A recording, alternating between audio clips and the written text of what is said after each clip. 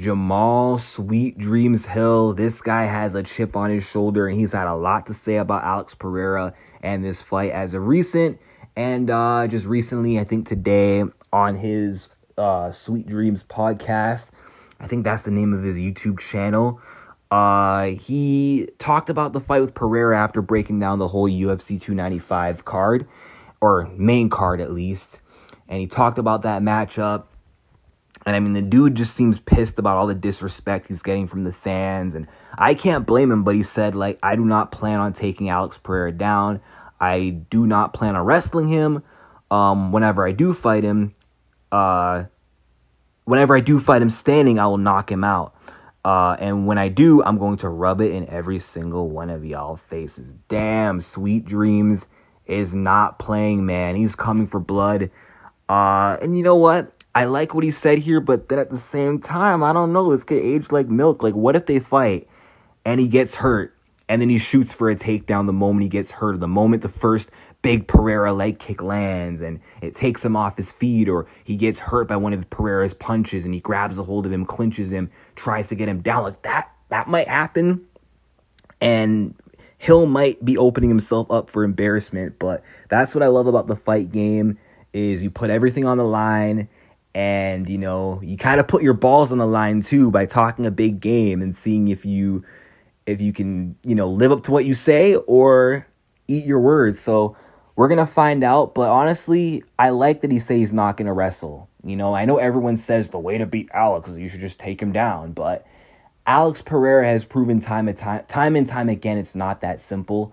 He has good takedown defense. He's always had good takedown defense, but now his takedown defense, stemming back from his UFC debut, is even better than when he fought Andreas Michailidis. You know, he did good against Jan Blachowicz grappling. Yuri, only mounted off, one takedown on him and then couldn't take him down again. And Jamahal Hill is a striker at the end of the day. This is a striker versus striker matchup, so I don't really expect much takedown attempts from either side. I think Jamahal Hill would just be wasting his energy trying to wrestle Alex Pereira. It'd be a futile attempt to try and make this a wrestling match against Pereira, especially as a striker. So I think it's going to be a tit-for-tat striking match, chess match on the feet until somebody gets caught, until somebody goes down. Now, whoever that will be, we're going to find out. It could be Alex who gets dropped and finished, or maybe it will be Jamahal Hill. I'm kind of leaning, it being Pereira to be the one who gets knocked out. I'm kind of leaning the way of Jamahal Hill to win this fight against Alex Pereira. I mean, if Israel Adesanya could put Pereira to sleep, I mean, why can't Jamahal?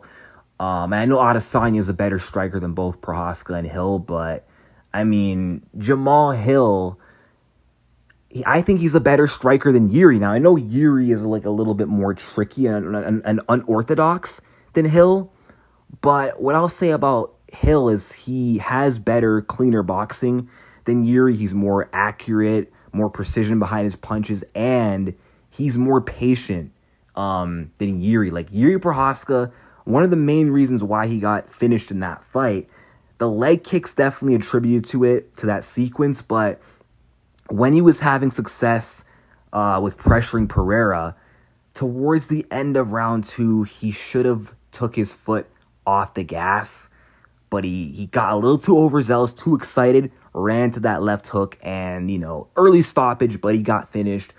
Jamahal Hill in that situation would take his time, pick his shots, knowing that he doesn't have to get Pereira out of there right away, so I don't expect Jamahal Hill to take crazy chances that's going to get him caught. And overall, Jamahal Hill doesn't overextend with his shots, with his combinations, with his punches like Yuri Prochazka does. And he just has better striking defense than Yuri. So I think it's going to be a lot harder to catch Jamahal Hill slipping than it was Yuri Prochazka. I really do think Hill has a better chance against Pereira, and I think he's a way tougher fight for Pereira than Yuri was. But I just think it's all going to come down to the leg kicks, and I think that's the major thing I'm kind of worried about in this fight. Even in being pro Jamahal Hill, you got to consider those leg kicks that's been shown to be a weakness in Jamal's game, and that's one of Pereira's biggest weapons. Nobody seems to be able to stop them, even when being prepared. It's like he just finds a way to sneak them out there. They're not telegraphed. You don't see them coming, and they do a lot of damage. So that could be the undoing for Jamahal Hill in this fight. Like, I can't be too quick to say Hill's going to win. That's just my initial lean. But those Poatan calf kicks could really change the fight and get Poatan that win, like the last fight. But who knows? Maybe Jamahal Hill might find a way around those kicks. Maybe he'll be the first man to figure out those calf kicks and fend them off. And if that's the case, I think Jamahal Hill honestly has this in the bag. If not, it's going to be a tough one. Maybe he could still push through them and get the win regardless. But we're just going to have to find out when this fight does happen. I'm looking forward to it. Let me know who you guys think is going to win this fight in the comment section down below. What do you guys think of what Jamahal Hill said? Do you guys think he can get the belt back, or is Pereira here to stay? Like and subscribe, and peace out.